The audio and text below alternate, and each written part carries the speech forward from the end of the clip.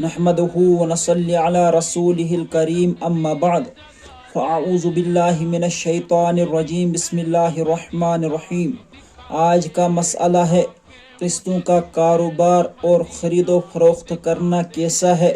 قسطوں پر اور ادھار پر خرید و فروخت کے بارے میں شرعی مسئلہ سمجھنے سے پہلے ایک قانون اور اصول سمجھ لیا جائے کہ کسی بھی چیز کی نقد کے مقابلے میں ادھار فروختگی کی صورت میں زیادہ قیمت وصول کرنا شرعاً حرام نہیں ہے۔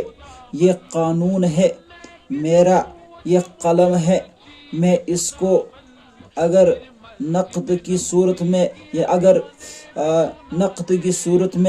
ایک 1000 روپے میں بیچوں تو یہ بھی جائز ہے، اور ادھار کی صورت میں اس قیمت سے بڑھ کر اضافے میں بیچوں تو یہ بھی شرعاً بالکل جائز ہے۔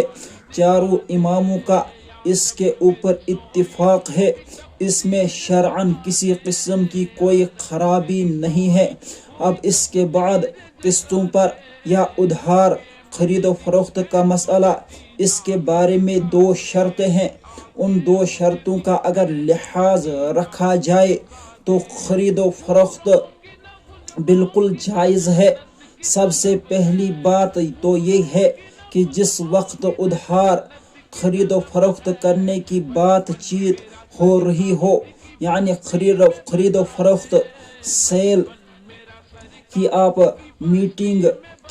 میٹنگ کے اندر بیٹھے ہو، ایجاب و قبول کر رہے ہو، اس وقت اس کی دونوں چیزیں آپ تعین اور مقرر کر لے، قیمت بھی متعین کر لے، اور ادائیگی کا ٹائم بھی آپ فکس اور مقرر کر لے کہ اتنی قیمت ہوگی اور اتنے عرصے میں ادا کی جائے گی، تو یہ شرط ہوئی۔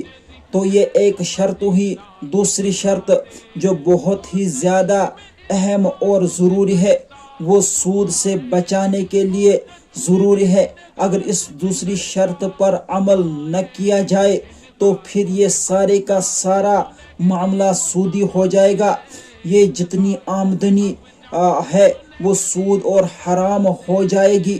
وہ دوسری شرط یہ ہے کہ اگر گاہک اور کسٹمر کی کسی وقت قیمت کی ادائیگی میں ٹال مٹول سے کام لے یا تاخیر کرے یا کسی وجہ سے وہ ادا نہ کر رہا ہے تو آپ کسی قسم کی پینلٹی، اضافہ یا جرمانہ نہیں لگا سکتے۔ کسی قسم کا اضافہ یا جرمانہ اگر آپ لیں گے تو یہ سودی ہو جائے گا، حرام ہو جائے گا۔ خلاصہ یہ ہے کہ قیمت بھی مقرر ہو اور ادائیگی کی مدت بھی مقرر ہو، اور کسی وجہ سے قیمت کی ادائیگی میں ٹال مٹول یا تاخیر کی صورت میں کسی قسم کا جرمانہ یا اضافہ لینا جائز نہیں، اگرچہ ان دونوں نے پہلے باہمی رضامندی سے اس کی شرط بھی رکھی ہو، پھر بھی جائز نہیں ہے۔ واضح پھر بھی یہ سودی بن جائے گا۔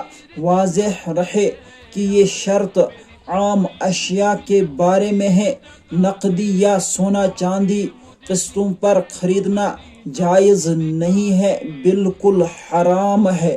وآخر دعوانا ان الحمد للہ۔